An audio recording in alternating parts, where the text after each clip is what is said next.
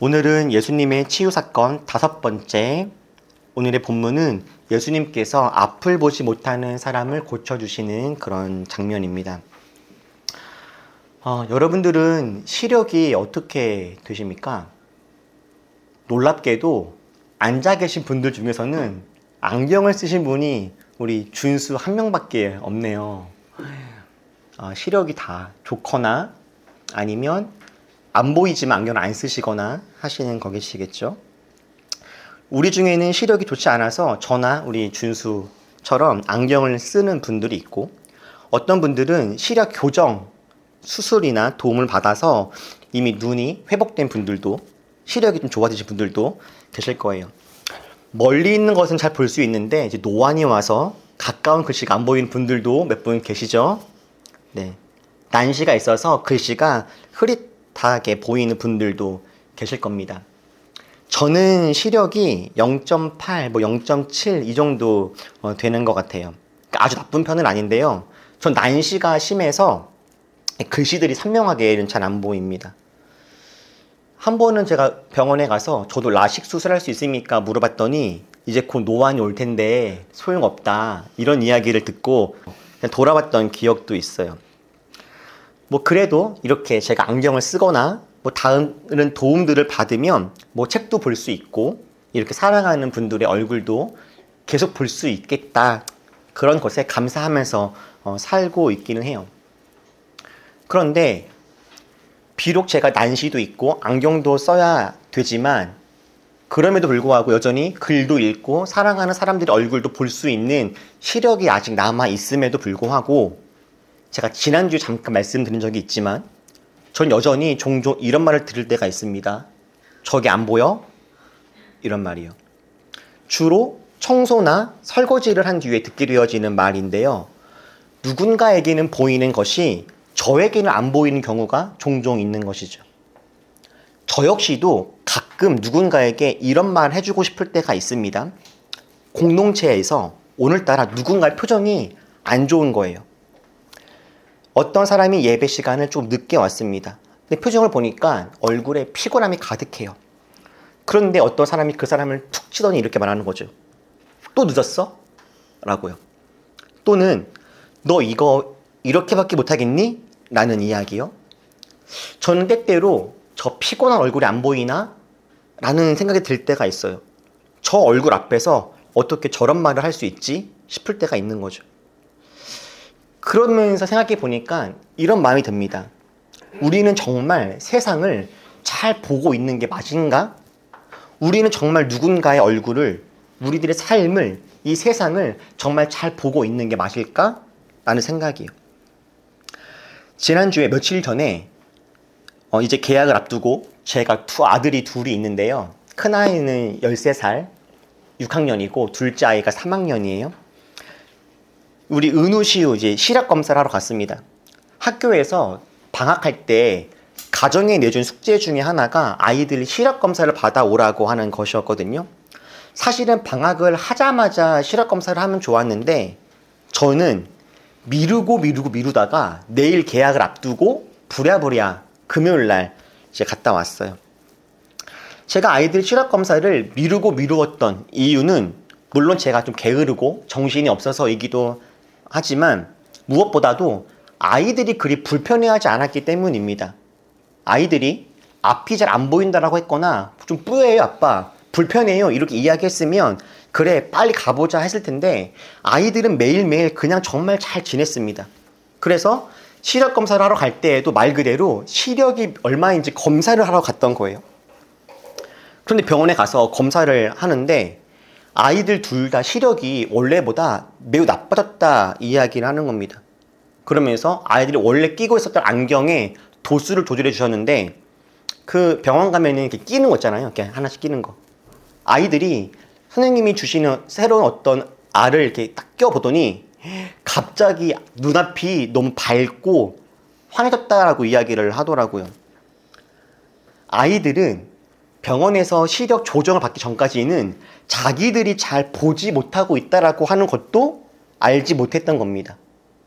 그러다가 병원에서 시력 조정을 좀 해주니까 그제서야 아, 내가 원래는 앞을 제대로 보지 못했구나라고 하는 것을 알게 된 거죠. 여기에 있는 많은 분들이 아시다시피 저는 색약입니다. 색약. 색약은 생맹과는 조금 달라요. 생맹이 색깔을 완전히 감지하지 못하는 것이라면 색약은 특정 색 몇 가지를 구분하는 능력이 좀 떨어지는 상태를 말해요. 저는 정록색약이라고 하더라고요. 정록색약 같은 경우에는 적색과 초록색 구별이 잘 안 되는 것이랍니다. 적색이랑 초록색이 같이 있을 땐 두 색이 엄연히 다름에도 불구하고 비슷해 보이는 게 저 같은 정록색약자들의 현상이래요. 제가 이렇게 대화하다가 나 색약이야 라고 밝히면 특히 여기 계신 분들 중에서 많이 저에게 물어봤던 것이 그럼 신호등 구별할 수 있냐? 이 얘기를 진짜 많이 물어보시더라고요. 그래서 엄청 신기하듯이 이렇게 물어보는데 여러분 구별할 수 있습니다. 저는 신호등도 구별 잘 할 뿐만 아니라 제가 색약인 것 때문에 불편함을 느껴본 적이 없습니다. 색약이라서 저는 불편한 것은 고사하고 태어나면서부터도 색약이었지만 저는 제가 색약인 것을 알지도 못했습니다. 제가 색약인 것을 알게 된 건 초등학교 때 신체검사 시간이었는데요. 요즘에도 이거 합니까? 초등학교 이거 해요? 선생님? 모르세요? 저는 초등학교 다닐 때 선생님이 이 책을 가지고 앞에 오셨어요. 그러면은 한 명씩 쭉 줄을 섭니다. 저희 다닐 때 초등학교 한 반에 48명. 그러면 한 명씩 나와서 이걸 보는 거예요. 여러분 혹시 이거 보이십니까? 숫자 뭐라고 써있는지? 52라고요?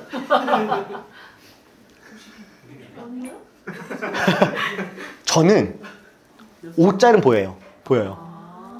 2짤은 잘 모르겠어요. 여기에는 숫자가 있습니까? 있나요? 네.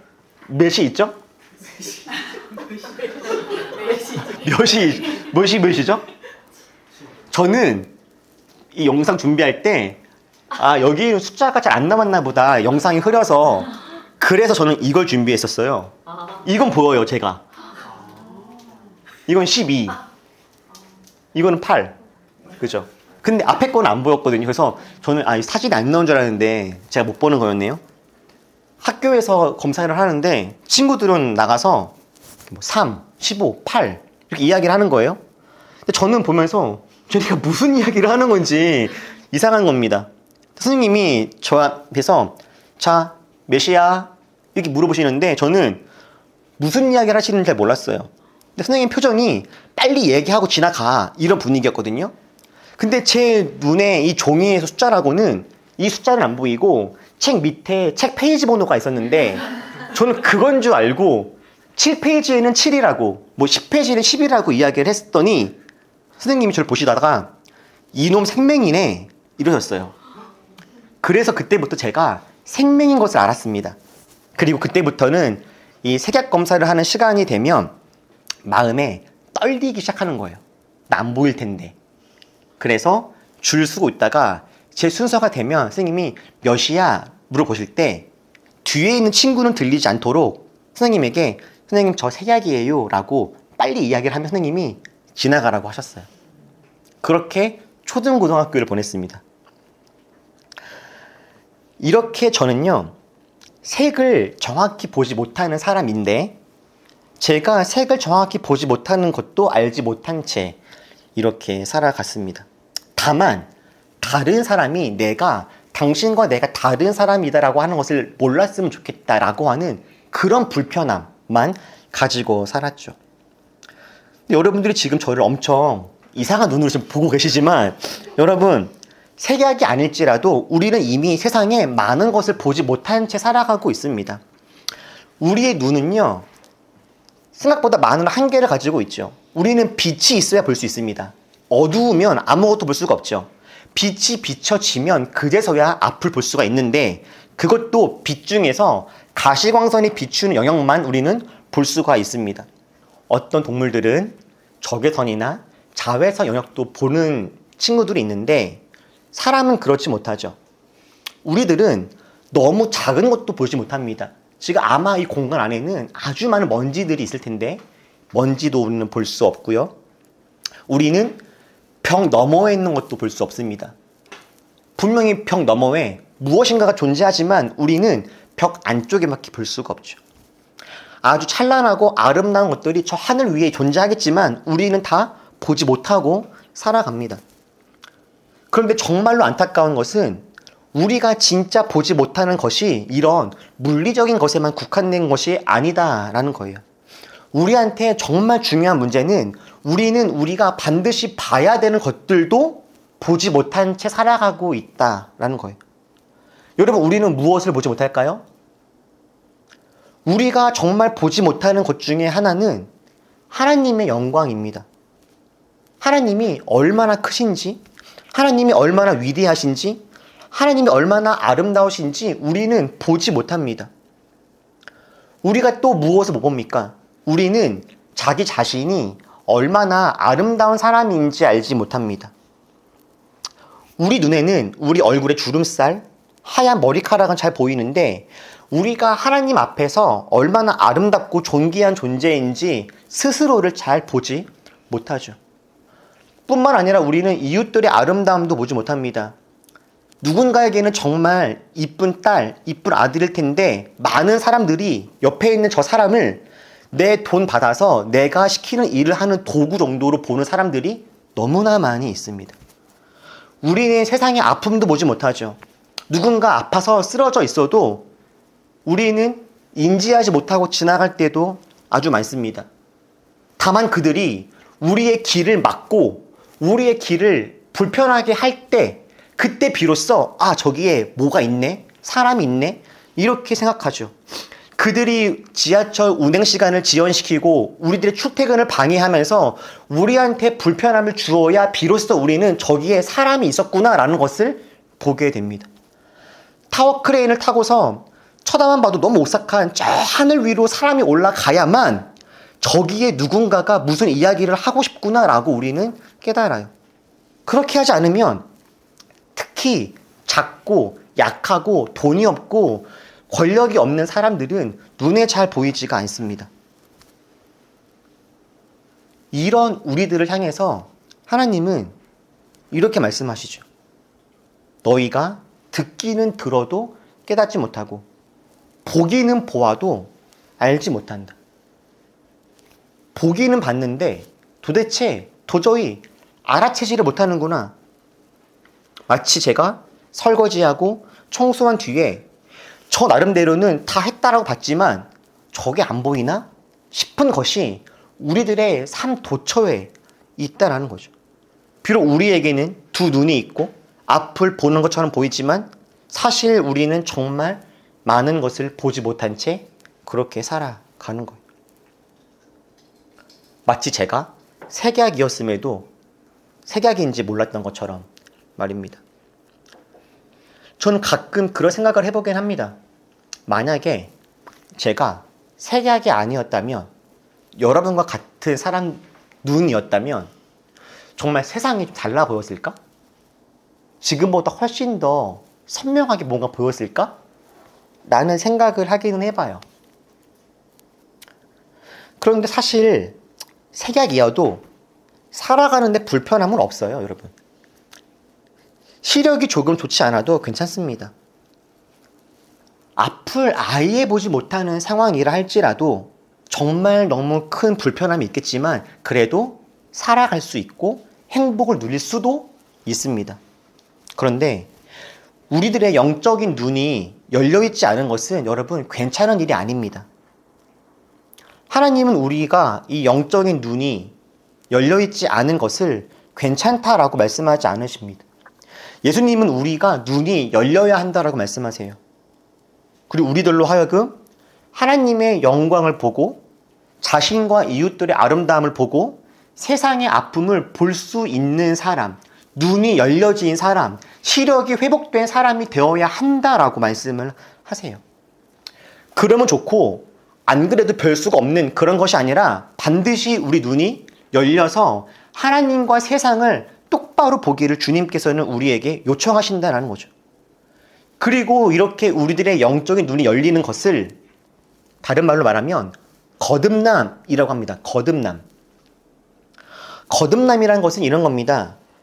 평소에 맛있게 먹던 빵이 있어요. 그런데 TV에 사실 이 빵이 바퀴벌레와 쥐 사체와 더러운 것이 섞여져 있다라고 하는 방송이 나온 거예요. 그 방송을 본 다음에 이 빵을 먹을 수 있는 분들이 있겠습니까? TV에서 쥐 사체와 더러운 바퀴벌레와 더러운 것들이 섞여서 만든 빵이 이 빵이었다는 것을 우리가 알게 된다면 그때부터 이 빵을 보는 순간 너무 놀라겠죠. 싫고. 그거를 알고도 빵을 먹을 수 있는 사람은 없을 것이고 알고도 빵을 먹는다면 그 사람은 뭔가 조치가 필요하겠죠. 그것을 알게 된 순간 우리는요, 빵에 대한 생각과 눈이 달라질 겁니다. 이게 거듭남이에요. 안 보이던 게 보이는 겁니다. 빵은 달라진 게 아니라 우리들의 생각이 바뀐 거죠. 근데 우리의 바뀐 이 생각은 우리들의 입맛과 선택이 달라지게 합니다. 결국에 삶이 틀려지겠죠. 항상 가서 빵을 구입했던 우리지만 더 이상 이 빵 말고 다른 곳에 가서 다른 것을 구입하는 선택을 하게 될 거예요. 과거에는 보지 못했지만 거듭나면 삶이 달라지게 되는 것이죠. 평소에는 돈과 성공이 전부인 줄 알았습니다. 그런데 어느 날 몸속에 암덩어리가 있는 것을 알게 되었어요. 평소에는 아무렇지도 않게 했던 일들이 이제 버거워집니다. 몸이 안 좋으니까요. 그제서야 사람에게 중요한 것이 돈이 전부가 아니구나 알게 돼요. 사람에게 중요한 것은 내 옆에 있는 사람들, 내 소소한 일상이었구나라는 것이 보이게 됩니다. 묵묵히 내 옆에서 나를 사랑해주는 가족들이 정말 귀한 것이었구나라는 것을 알게 되죠. 이게 거듭남입니다. 여러분, 하나님을 믿는다는 것은요, 거듭났다라는 것 아닙니까?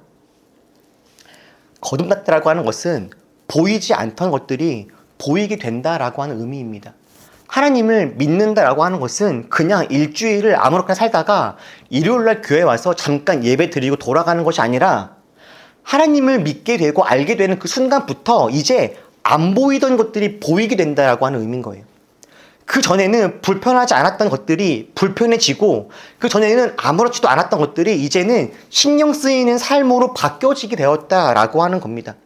하나님을 믿는다라고 하면서도 삶에 달라지는 것이 아무것도 없고 보이는 것이 아무것도 없다면 그 사람은 진지하게 고민해 봐야 할 겁니다. 내가 진짜 하나님을 믿고 있는가? 라고요. 영성이라고 하는 것은 방언을 유창하게 하고 예언을 하고 어떤 사람을 병 고치는 그런 것이 아니라 하나님의 영광을 보고 자기 자신의 아름다움과 이웃의 아름다움을 보고 세상의 아픔을 볼 수 있는 그 눈이 많이 열린 것. 이게 영성이구나 라는 거예요. 그리고 이러한 거듭남, 눈 열림은 한순간에 이루어지는 것도 아닙니다. 한 생명이 태어나요. 아기가 태어납니다. 근데 그 아기는 처음에는 아무것도 보지 못하죠. 그러다가 처음에 아기는 흑백으로 세상을 봅니다. 그래서 이제 막 태어난 아기들에게 선물을 해주고 싶을 때에는 흑백 모빌을 주셔야 됩니다. 흑백 모빌. 그러다가 몇 개월이 지나면 그제서야 아이들은 조금씩 세상을 컬러풀하게 보죠. 그때 비로소 흑백 모빌에서 컬러풀한 모빌로 바꿔주게 돼요. 아이는 처음에는 눈 앞에 보이는 것만 존재한다라고 생각합니다. 눈 앞에 보이는 것이 없어지면 존재하지 않는다라고 생각해요. 그래서 아이들이 정말 재밌어하는 놀이 중에 하나가 깍꿍놀이 아닙니까? 아이들에게는요, 사람이 어른이 손으로 자기 얼굴을 가리면 사라진 것 같은 거예요. 안 보이니까. 그러다가 열면 보이니까 아이들은 신기한 거죠. 보이지 않던 사람이 보이니까 놀라는 겁니다. 그러다가 시간이 지나면 저 손 뒤에는 사람이 이미 있지라고 알게 되면서 아이들은 깍꿍놀이에서 넘어가서 또 다른 이제 삶을 살게 되겠다 싶어요. 그러다가 어느 순간 시간이 지나면 아이들은 눈에 보이지 않아도 어딘가에 엄마와 아빠가 있다라고 하는 것을 알고 믿게 됩니다. 그 약속을, 그 신뢰를. 엄마, 분명히 이따가 올 거야. 엄마 2시간 뒤에 올 거야. 어린이집 끝나면 엄마가 올 거야. 라고 말을 하면 아이들이 어느 순간 엄마가 눈에 없어도 봐요. 엄마가 어딘가에 있음을. 그리고 믿죠. 엄마가 돌아올 것임을. 그렇게 세상을 넓게 보게 되는 거예요. 우리들의 영적인 눈도 마찬가지입니다. 하나님을 이제 막 믿는다고 해서 세상이 갑자기 짠하고 보이는 게 아닙니다. 하나님을 믿는 그 순간부터 하나님의 관점으로 세상을 조금씩 더 많이 보는 거죠. 연습과 훈련을 통해서 점진적으로 보여지게 되는 겁니다. 이거를 전문 용어로는 성화라고 하죠. 성화. 점점 하나님을 닮아가는 겁니다. 우리가 드리는 이 예배, 매주 듣는 설교, 함께 읽는 책들, 함께 보는 영화, 우리의 나눔들, 이런 걸 통해서 우리가 평소에는 보지 못했던 것들이 보여지게 되어지는 일들이 벌어질 거예요. 우리가 함께 읽었던 책들을 보면 이상한 정상 가족을 보면서 가족이 무엇인지 보이고요. 딸에 대하여를 보면서 동성애자가 있는, 성소수자가 있는 가정의 삶이 어떤지를 보게 되고요. 우리가 의자놀이를 보면서 이 시대의 노동자들의 삶이 얼마나 힘들고 아픈지를 보이죠. 책을 보기 전까지는 몰랐다가 책을 보고 함께 나누는 가운데 이제 안 보이던 것들이 보여지게 되는 겁니다. 여러분, 지금 현재 우리들의 영적인 시력은 어느 정도 될까요? 여러분은 세상이, 삶이, 자신들의 모습들이 얼마나 더 선명하게 보이십니까? 저는 정말 우리들의 눈이 밝아지기를 소원하고 축복합니다. 우리가 서로의 아름다움들을 정말 잘 볼 수 있는 사람들이었으면 좋겠습니다. 이 사람이 얼마가 있고 직업이 무엇이고 얼마나 성공했고 학교가 어디인지에 따라서 사람을 구별하는 것이 아니라 이 사람 자체의 아름다움을 볼 수 있는 눈이 생기는 거예요. 사람을 만날 때마다 저 사람에게 있는 하나님의 속성들을 보는 겁니다. 저는 우리가 정말 하나님의 크심과 위대하심을 잘 볼 수 있게 되면 좋겠습니다. 소그룹 모임을 할 때마다 제 최근 몇 주 동안에 이게 제 기도 제목이었거든요. 하나님의 영광과 크심을 더 많이 보면 좋겠다. 저도 잘 안 보여요. 저도. 마치 제가 이 공간 안에 있다 보니까 하나님이 이 공간만한 것 같아요. 꼭. 그리고 뭔가 큰 곳에 가서 많은 사람들 앞에 수백 명 앞에 수천 명 앞에 설교하면 하나님이 또 커지신 것 같아요. 착각이죠. 저는 정말 내 옆에 있는 사람들과 이 세상에 있는 아픔들이 생생하게 보여지게 되면 좋겠어요. 그런데 저도 눈이 너무나 많이 감겨 있는 것 같아요. 연습해야 보입니다. 그래서 우리가 함께 예배하고 함께 공부하고 서로의 이야기에 귀를 기울이는 것이겠죠. 은우시우 안과 갔을 때 스님이 그러시더라고요. 안경을 쓰면서 시신경 자극을 잘 해줘야만 시력이 더 나빠지지 않을 거다라고요. 안경을 안 쓰고 방치하면 시력이 더 나빠지거나 굳어질 거라고 이야기를 하세요. 여러분, 우리가 복음의 안경을 끼고 하나님과 자신과 이웃과 세상 바라본 연습을 꾸준하게 하지 않으면 우리 눈은 열려지지 않을 겁니다.